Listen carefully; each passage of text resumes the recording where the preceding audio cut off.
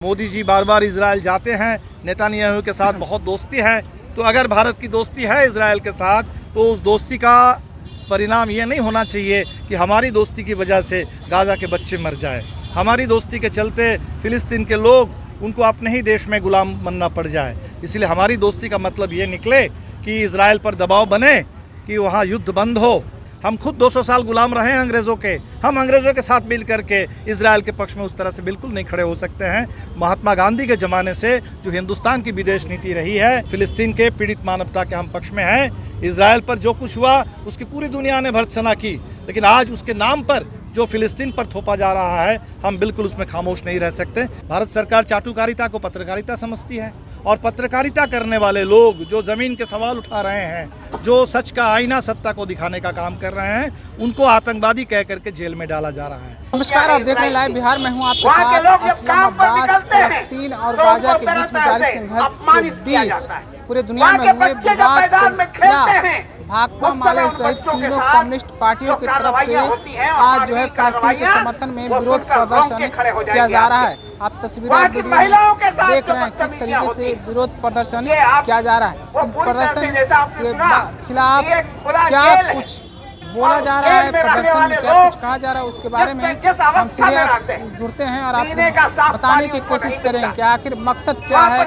जिस तरीके से पत्रकारों की आज़ादी की बात की जा रही है, पत्रकारों के मुद्दे पर खड़े होने की बात कही जा रही है, तमाम बातों को लेकर क्या कुछ अधिक मामला है, क्या कुछ कहना है इन प्रदर्शनकारियों को, हम उनसे भी आपको जुड़वाते हैं। ऐसे तो उधर अभी भाषण चल रही है, एक प्रोटेस्ट चल रहा है जो आज सैकड़ों वर्षों से फिलिस्तीन अपनी मुक्ति की लड़ाई लड़ रही है। और इजराइल ने जिस प्रकार से वहाँ गाजा पट्टी को ख़त्म करने का लगातार बमबारी, लगातार रासायनिक तमाम चीज़ें जो हो रहा है प्रहार, इससे आज पूरे दुनिया में मानवता के लिए आंदोलन चल रहे हैं कि अविलंब वहाँ शांति बहाल हो। हम लोग भारत सरकार से भी मांग कर रहे हैं कि वहाँ अविलंब शांति हो। आप देख रहे हैं कि जिस तरह से इजराइल फिलिस्तीन पर हमले कर रहा है और एक कह लीजिए कि वो युद्ध में का जो न्यूनतम नियम है, उस नियम का भी उल्लंघन कर रहा है और अपराध कर रहा है, एक तरह से बड़े पैमाने पे अपराध कर रहा है। तो इसके खिलाफ आज हम लोग सड़कों पे उतरे हुए हैं कि शांति वार्ता के जरिए इस मामले को हल किया जाए और हमारे देश के अंदर जो सोशल मीडिया के पत्रकार हैं, इन पर जिस तरह से हमले बढ़ा दिए गए हैं, इन पर जिस तरह से कानूनी कार्रवाई किया जा रहा है, उनको फंसाया जा रहा है, ये भी हमारे देश के अंदर बंद हो। जो लोग नहीं बिक रहे हैं, आप उनको कानूनी कार्रवाई में फंसाकर जेल में बंद कर रहे हैं, इनकम टैक्स का छापा मरवा रहे हैं, अब बाकी जो आपसे बिक जा रहे हैं तो उनको आप खरीद ले रहे हैं। तो ये नहीं चलेगा, इस पर रोक लगे। ये दो सवालों को लेकर के आज हम तमाम लोग यहाँ पटना की सड़कों पे उतरे हुए हैं। बिल्कुल, आप देखिए कि जिस तरह से सिविलियन पर इजराइल ने सिविलियन पर जिस तरह से अटैक किया है, कह रहा है कि एक दिन के अंदर लाखों लोग खाली करके चले जाए, कहाँ चले जाएंगे। और कोई भी युद्ध होता है उसमें सबसे ज़्यादा परेशान महिलाएं और बच्चे होते हैं। और आप देखिए कि एकदम आसमान के नीचे बम बारूद के नीचे आज बच्चे और महिलाएं खड़ी हैं और हजारों लोग मारे जा रहे हैं। इसके खिलाफ आज हम लोग सड़कों पे उतरे हुए हैं।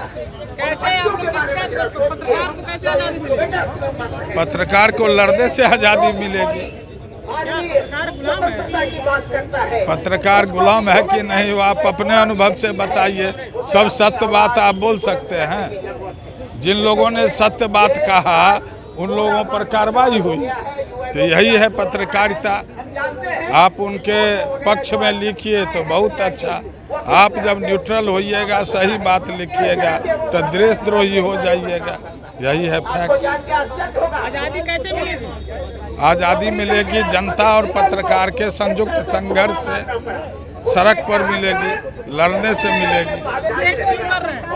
आज हम देख रहे हैं कि जिस तरीके से इजराइल के द्वारा फिलिस्तीन पर हमला किया जा रहा है कि हमास के नाम पर गाजा पट्टी में जो उनका आक्रमण है, ये किसी भी तरीके से जो एक ह्यूमैनिटेरियन पक्ष है उसके पक्ष में नहीं है। और जिस तरीके से इसका पिछला रूप अमेरिका बना हुआ है, तो आज पूरी दुनिया में भर में जो उथल पुथल है और जिस तरीके से फ़लस्तीन के खिलाफ ही हो रहा है, तो हम आज यहाँ फ़लस्तीन के साथ खड़े हैं। और हम ये बताना चाहते हैं, हम ये देख रहे हैं कि भारत के मिनिस्ट्री मीडिया में भी जिस तरीके से फ़िलिस्तीनियों को आतंकवादी द्रोही ऐसे जिस तरीके से उनको नरेट किया जा रहा है, ये किसी भी मीडिया के लिए, किसी डेमोक्रेसी के लिए, किसी देश के लिए, किसी समाज के लिए ये सही नहीं है। और दूसरी तरफ आप भारतीय मीडिया से कहते हैं कि आज आपको इजराइल की फुर्सत है और फिलिस्तीन की खबर दिखा रहे हैं, वो भी नरेट करके, मैनिपुलेट करके। लेकिन आपके हिंदुस्तान में मणिपुर में ऐसी घटना घटी, लेकिन आपका एक रिपोर्टर वहाँ नहीं गया रिपोर्ट करने। तो ये मीडिया के भी जो दोहरे जो चरित्र हैं कि कैसे ये सत्ता के पक्ष में काम करते हैं, सत्ता के पोपट बन के काम करते हैं। मिनिस्ट्री मीडिया की मैं बात कर रहा हूँ, वो जिसमें कई सारे जो पॉपुलर चैनल हैं, मैं उनकी बात कर रहा हूँ। तो इन सवालों के साथ हम लोग आज यहाँ बुद्ध स्मृति पार्क पर फ़िलिस्तीन के साथ, वहाँ उन तमाम लोग जो उसके लिए संघर्ष कर रहे हैं, हम लोग उस युद्ध के खिलाफ हैं और हम यहाँ उनके साथ खड़े हैं। और हम ये कहते हैं, हम ये सोचते हैं, दुनिया के किसी भी मुल्क में अगर एक समाज के द्वारा दूसरे समाज का अगर बर्बरता से दमन किया जाएगा, तो हम हमेशा से बर्बर शासक होगा उसके खिलाफ खड़े होंगे, खड़े रहे हैं। यही कहना है, हम फिलिस्तीन के साथ हैं, हम इजराइल के खिलाफ हैं, वो तमाम देश इजराइल के साथ हैं, हम उन तमाम देशों के भी खिलाफ हैं। यही बात है। ये तो सभी वामपंथी दलों का साझा एक प्रतिवाद सभा है। और इस समय आप देख रहे हैं कि 7 अक्टूबर को इजराइल पर जो हमले हुए थे हमास के द्वारा, और उसके नाम पर अभी गाज़ा पर इजराइल ने पूरा युद्ध थोप दिया है। और ये युद्ध ऐसा है कि लग रहा है कि पूरे गाज़ा को बर्बाद कर देना चाहते हैं। जिस तरह से बमबारी हो रही है, बच्चे मर रहे हैं, अस्पताल पर, स्कूलों पर बम गिराए जा रहे हैं, सारे नाकेबंदी कर दी गई, वहाँ कोई भोजन नहीं पहुँचेगा, वहाँ बिजली नहीं मिलेगी, वहाँ लोगों को कोई ईंधन नहीं मिलेगा, वहाँ लोगों को कोई दवाई नहीं मिलेगी। और ऊपर से अब ये कह दिया गया कि उत्तरी गाज़ा से 10 लाख लोगों को गाज़ा खाली करके नीचे जाने के लिए कह दिया गया। तो अगर ऐसा होगा तो यूनाइटेड नेशंस ने कहा कि बहुत बड़ा ह्यूमैनिटेरियन क्राइसिस हमारे सामने है। आशंका इस बात की है कि ये मसला सिर्फ एक लोकल मसला नहीं रह जाएगा, यहाँ परमाणु युद्ध हो जाएगा, तीसरा विश्व युद्ध हो जाएगा।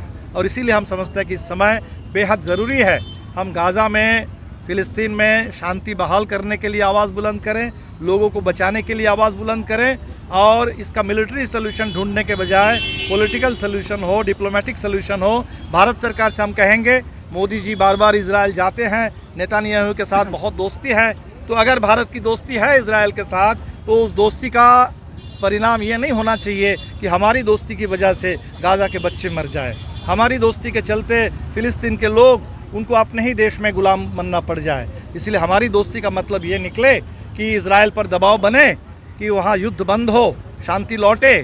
अमेरिका और ब्रिटेन ये इजराइल के साथ खड़े हैं। हम ब्रिटेन के गुलाम थे, हम खुद 200 साल गुलाम रहे हैं अंग्रेज़ों के।